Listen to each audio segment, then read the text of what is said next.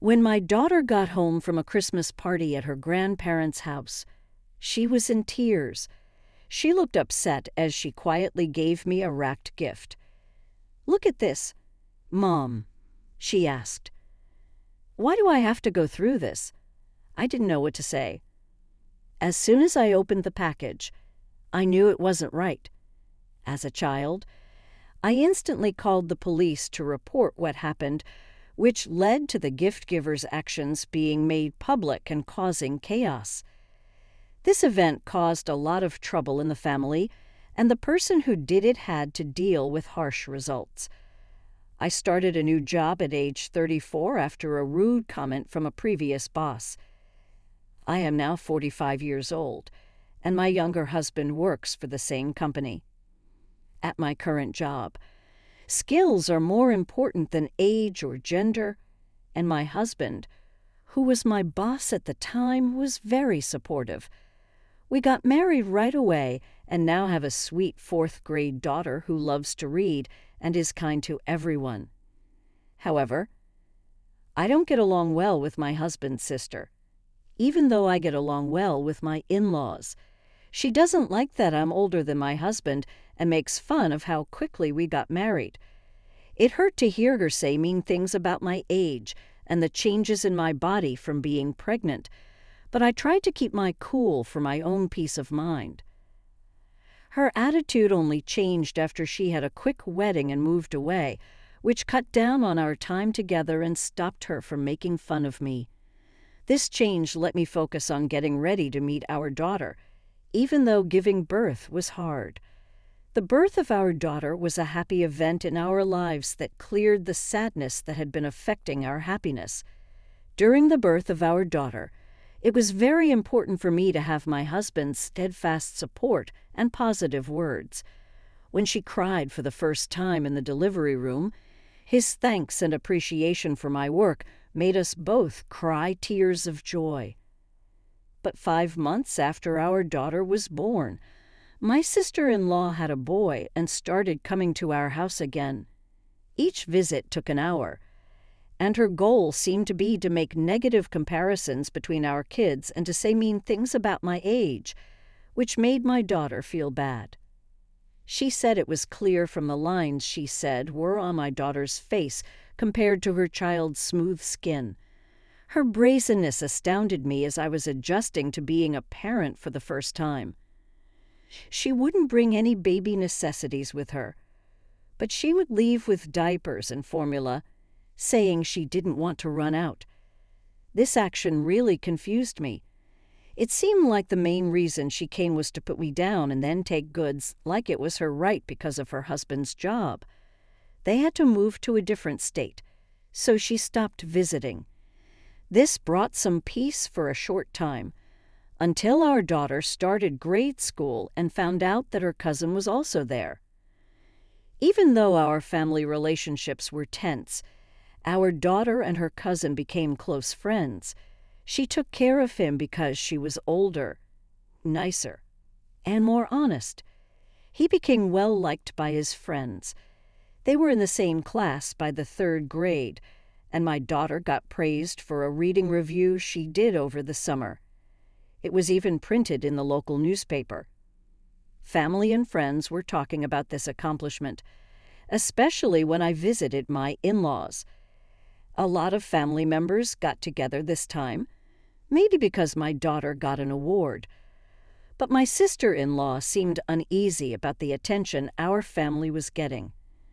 A woman claimed that it was unfair and said the famous book was meant for her son, even though the kids had already read both books and agreed to trade them. The fact that they chose which book report to write together was a team effort that my nephew liked. This event showed how the kids could share and help each other, which was very different from the adults' arguments and confusion. My nephew really liked the book my daughter read first, so she was kind and let him pick it out. When I told my sister-in-law the story, she only thought I wrote the award-winning reflection for my daughter. She may have remembered that I liked writing books in college, which she probably got from my husband and didn't tell me. She was also spreading lies at school about me, saying that I had used my personal ties with the competition judges to give my daughter's entry an unfair edge. The spread of these false charges made my daughter so sad that she stopped enjoying reading, which she used to really enjoy. For me, this was the last blow. I couldn't stand to see her so down, both because of the lies being spread about me and because she was the target of mean-spirited rumors.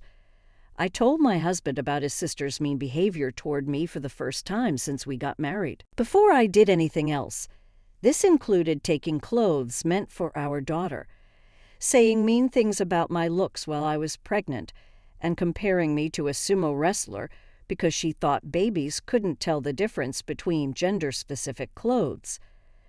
My husband agreed that it was time to involve his parents because he was so angry about his sister's behavior. He insisted on telling my sister-in-law about the problem in person, so he went to her house with his parents. Her initial happiness at having her family visit out of the blue quickly turned to shock when my husband gave her a harsh warning.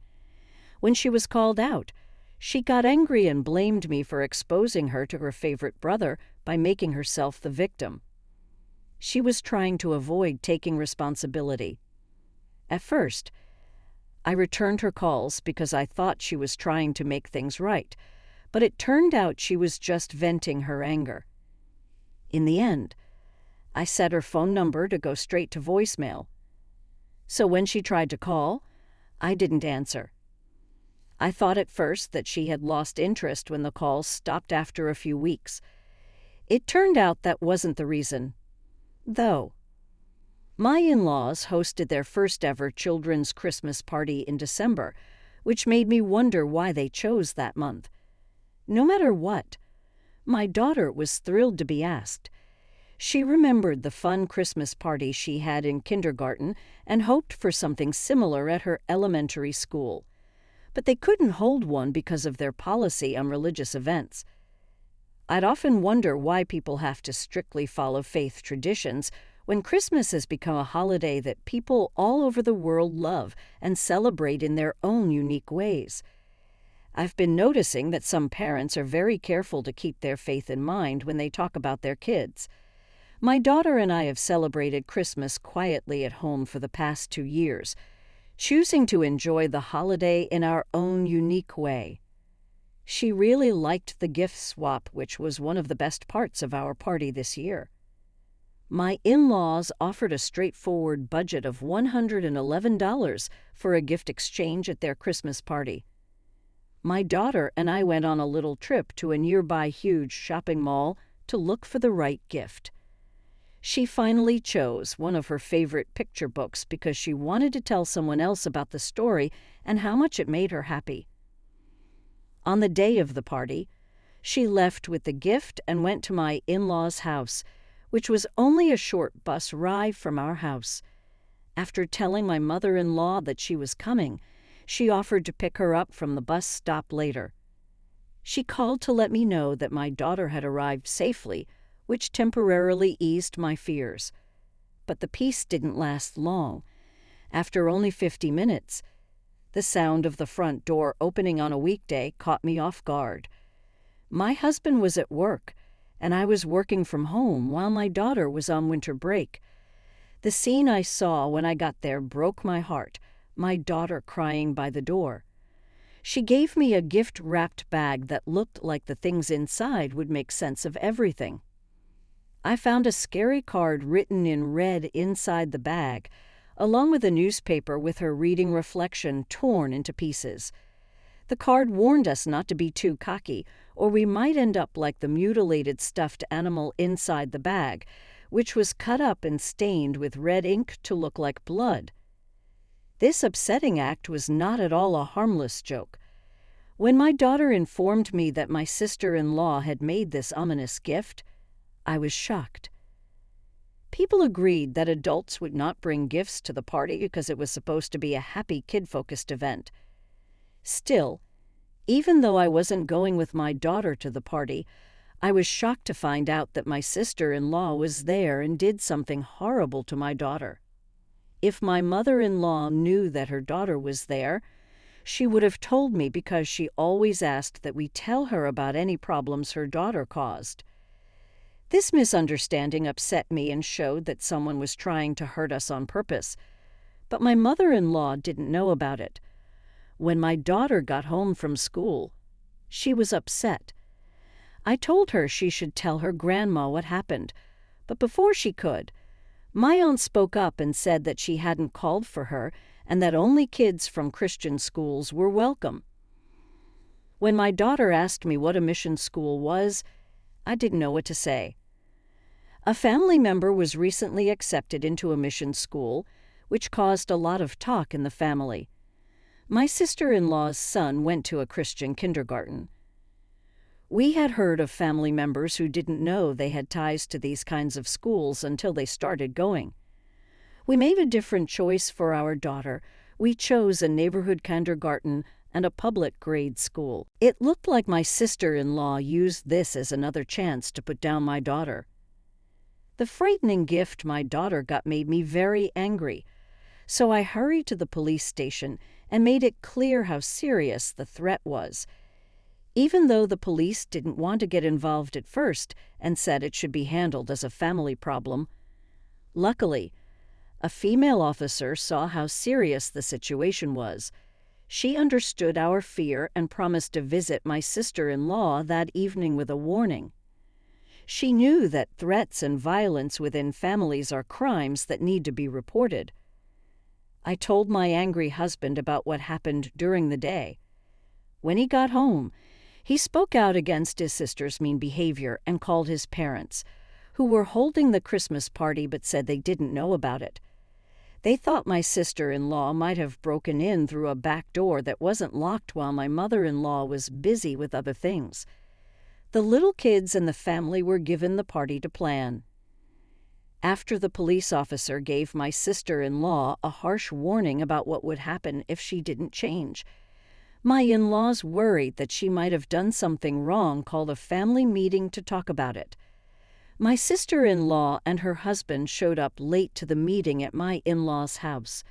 She was clearly upset and not sorry about the police presence, and her husband didn't seem to know what the meeting was for. This situation made the problem seem even worse, which led the family to talk about how to move forward and deal with the root problems. When the husband of my sister-in-law's sister finally found out what his wife had done to our family, he was shocked. Before that, he had no idea how bad things were. When he apologized to us, he seemed truly sorry, which was very different from my sister-in-law, who stayed stubborn and refused to say sorry. Everyone remained silent as she argued that the fact that the police did not arrest her proved her innocence, which was difficult for us to comprehend. Surprisingly, he told her he was going to divorce her. No one saw any outward signs of trouble in their marriage, so this news shocked everyone. He gave a history of putting up with her behavior, which had gone from ignoring housework and child care to making people afraid because she wasn't paying attention. Her concern with how she looked led her to make a lot of moves that weren't necessary. She didn't do these things because it was necessary for her job. Rather, she did them because she was vain and wanted to maintain a certain social status. She often said that their moves were okay because she had high hopes for their son. For example, she tried to get him into fancy kindergartens, but failed, which made her feel even worse about herself. In the end, they chose a public school because that's what their son wanted. Even though his wife didn't want to at first, her father supported the choice. The husband's decision to divorce her wasn't a spontaneous one. Rather, it was the result of years of resentment that her most recent abuse had exacerbated. When she heard about the divorce, my sister-in-law was caught off guard. She tried to say sorry, but it was weak and seemed like a last-ditch effort to fix things by saying they were just jokes or pranks. But her actions, especially the mean message she sent to a child, were too serious to be laughed off. This kind of behavior, which could make even adults scared, was unacceptable and showed how trust had been broken in the family forever. I talked to her about it and pointed out how different her actions were from what a caring mom would do. I told her just because you're a parent doesn't mean you automatically have parental instincts. I meant to show that her behavior was very different from what someone in that job should do. When my husband saw her crying, he told her very clearly that crying wasn't going to help. She shouldn't think that pity will make people forgive her, especially since she is old. She kept crying even though she didn't do anything wrong and wondered why she was being blamed. She even said that the family didn't like me because I was married to her brother, which made it sound like the problem was with me being older than her. The fact that she didn't understand how bad her actions were left us all speechless. My husband was especially shocked that she didn't get it. There was a lot of unsolved stress in the room, so the conversation stopped all of a sudden. Her husband had to take her home. She refused to accept responsibility for her errors, which harmed the divorce process. Later, it wasn't until her son told her the truth about the Christmas party that things changed, and she reluctantly agreed to the divorce. Her son told his friends about the scary gift exchange he saw, especially the upsetting picture of a stuffed animal that was smashed and stained with red, looking like blood. People at school heard about this statement very quickly, which made both teachers and parents worried.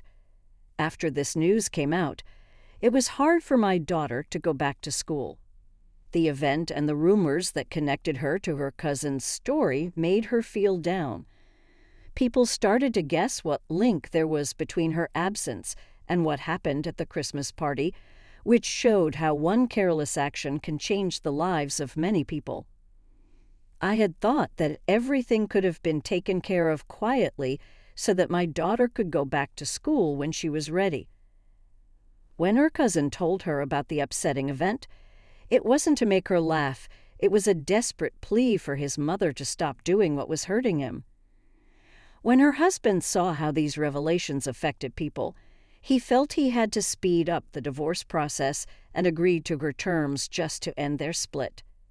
By that time, she was really well known in the neighborhood for being scary around kids, which made her friends avoid her and even neighbors dislike her. She felt stuck and shamed, so she saw the split as a way out. She thought that going back to live with her parents would make her feel better. But her ex-husband was adamant about keeping custody of their son, and she didn't fight the decision. Instead, she coldly told her son that she didn't care about him because she was planning to get married again and kids were getting in the way of her plans. Her mean words made her son bravely turn her down. He told her he didn't need her in his life and that he was happier with his dad's care. He also told her not to talk to his cousin. When she went back to her parents' house, she was not allowed to stay, which made things worse for her. She had to deal with the effects of her actions by herself. Her downhill spiral put her in dangerous positions for basic needs, taking out loans from sketchy sources, and then she disappeared from our lives. My husband and his parents decided not to file a missing persons report because they saw her absence as an answer. After that, my daughter got the courage to go back to school, where her cousin is still there to support her and promised to look out for her. Unexpectedly, this hard time has brought our families closer together, especially with my ex-brother-in-law, as we work together to help the kids in the absence of my sister-in-law. My in-laws have taken care of and loved both of my grandkids with open arms. Now that she's not around, our family is at peace and has built a strong, trusted bond that was missing before.